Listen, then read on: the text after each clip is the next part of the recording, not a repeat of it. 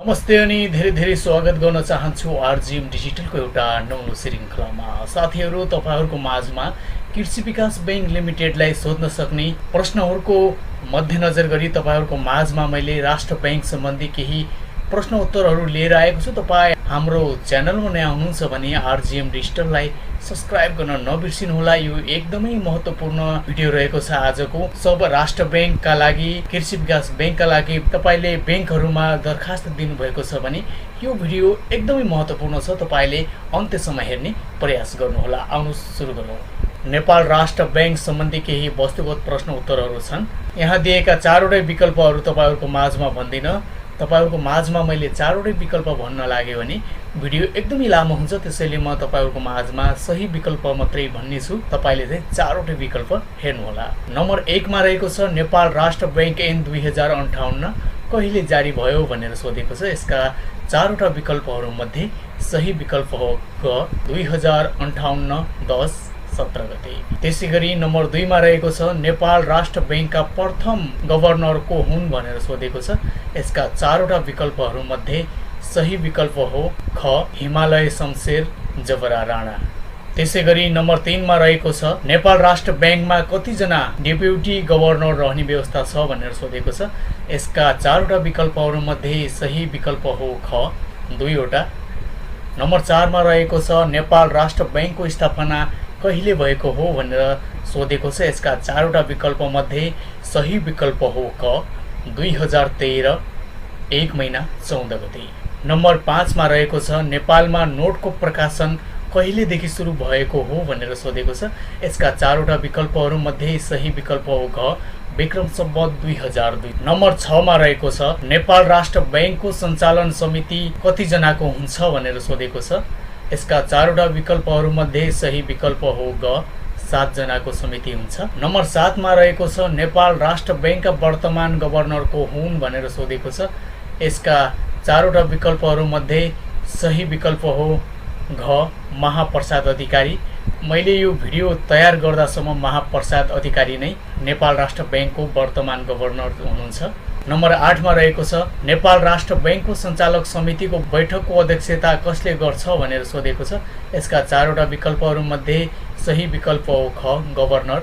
Number 9 मा रहेको छ मुद्रा भन्नाले तलका मध्ये के बुझिदैन भनेर सोधेको छ। यसका चारवटा विकल्प मध्ये सही विकल्प हो घ धितो पत्र। नम्बर 10 मा रहेको छ नेपाल राष्ट्र बैंक ... होइन भनेर सोधेको छ। यसका चारवटा विकल्पहरू मध्ये सही विकल्प हो घ सरकारको अगुवा। नम्बर 11 मा रहेको छ चेक भन्नाले के बुझिन्छ भनेर सोधेको छ।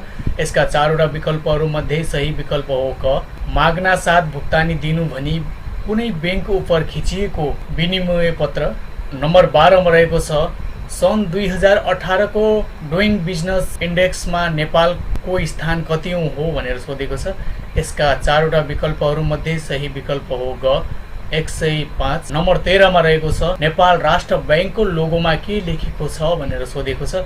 यसका चारवटा विकल्पहरू मध्ये सही विकल्प हो ख अस्तोम सद्गमय। नम्बर 14 मा रहेको छ IMF का अनुसार 2020 मा नेपालको आर्थिक वृद्धि दर कति हुने प्रक्षेपण गरेको छ भनेर सोधेको छ। यसका चारवटा विकल्पहरू मध्ये सही विकल्प हो क 2.5। नम्बर 15 मा रहेको छ बैंक अफ द इयर 2020 कुन बैंक भयो भनेर सोधेको छ। यसका चारवटा विकल्प मध्ये सही विकल्प हो ख NMB। नम्बर 16 मा रहेको छ हाल नेपालमा बीमा कम्पनीहरूको संख्या कति छ भनेर सोधेको छ। यसका चारवटा विकल्पहरू मध्ये सही विकल्प हो ग 40 वटा। नम्बर 17 मा रहेको छ विश्वमा सर्वप्रथम बजेट पेश गर्ने परम्परा कहाँबाट आएको हो भनेर सोधेको छ।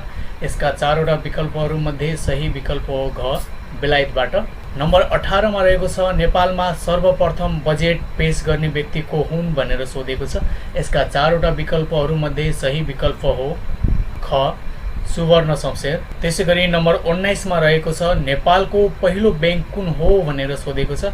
यसका चारवटा विकल्पहरू मध्ये सही विकल्प हो घ नेपाल बैंक लिमिटेड। नम्बर 20 मा रहेको छ बैंक तथा वित्तीय संस्थाको बैठक वर्षमा कति पटक बस्नुपर्छ भनेर सोधेको छ। यसका चारवटा विकल्पहरू मध्ये सही विकल्प हो घ 12 पटक। नम्बर 21 मा रहेको छ नेपाल राष्ट्र बैंकले ग वर्गमा कस्तो ब्याङ्किङ क्षेत्रलाई राखेको छ भनेर सोधेको छ। यसका 4 वटा विकल्पहरूमध्ये सही विकल्प हो ग वित्तीय संस्थाहरू। नम्बर 22 मा रहेको छ नेपाल एसियाली विकास बैंकको सदस्य कहिले भएको थियो भनेर सोधेको छ। यसका 4 वटा विकल्पहरूमध्ये सही विकल्प हो ग सन् 1963। नम्बर 23 मा रहेको छ विश्वकै सबैभन्दा सानो मुद्रा कुन हो भनेर सोधेको छ।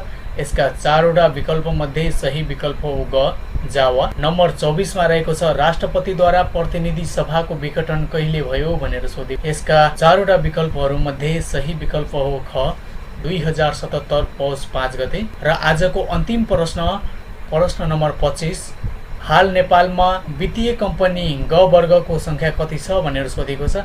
यसका 4 वटा विकल्पहरूमध्ये सही विकल्प हो क 21 वटा। यो थियो बैंक सम्बन्धी तपाईलाई आउन सक्ने, लोकसेवाले सोध्न सक्ने एकदमै महत्त्वपूर्ण प्रश्न उत्तरहरू, चाहे तपाईँ नेपाल बैंक लिमिटेड होस्, कृषि विकास होस्, राष्ट्र बैंक होस्, वाणिज्य बैंक होस्, कुनै पनि बैंकमा तपाईलाई यो एकदमै महत्त्वपूर्ण प्रश्न उत्तरहरू रहेका छन्। एकदमै काम लाग्छ, तपाईलाई लोकसेवाले सोध्न सक्ने सम्भावनाको मध्यनजर गर्दै हामीले तपाईहरुको माझमा यो प्रश्न उत्तरहरू लिएर आएका छौं। तपाईले अन्त्यसम्म हेर्नुहोला। तपाईलाई यदि मन परेको छ भने तपाईको मनमा लागेका प्रतिक्रियाहरू हामीहरू माझमा कमेन्ट मार्फत दिन नबिर्सिनुहोला भन्दै तपाईहरुको माझमा अर्को एउटा नयाँ श्रृङ्खलामा भेट्ने बाचा गर्दै आजको यस श्रृङ्खलाबाट बिदा हुन्छु। धन्यवाद।